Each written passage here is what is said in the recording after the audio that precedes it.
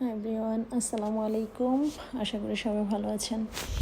30শে June আমাদের শহীদ ওসমান হাদি ভাইয়ের জন্মদিন।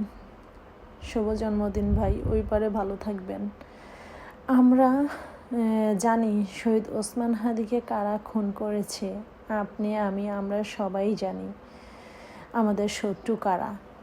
আমরা সবাই জানি, এজন্য আমাদের শত্রুদের বিরুদ্ধে লড়াইটা ঠিক হাদি দেখিয়ে দেওয়া পথেই করতে হবে। তো আপনি, আমি, আমরা সবাই জানা সত্ত্বেও কিছু করতে পারছি না, করতে পারবো না হয়তোবা।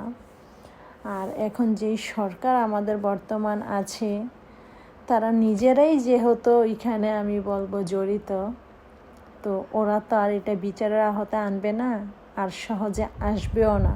আর এই সরকার থাকাকালীন অবস্থায় মনে হয় না আসবে। যদি নাকি সে সত্যি বিচারটা করত, তাহলে এতদিন লাগতো না।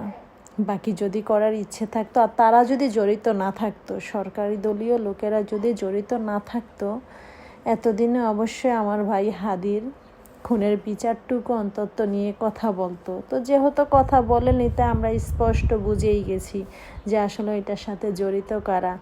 তো 30শে জুন আমার ভাই হাদির জন্মদিন।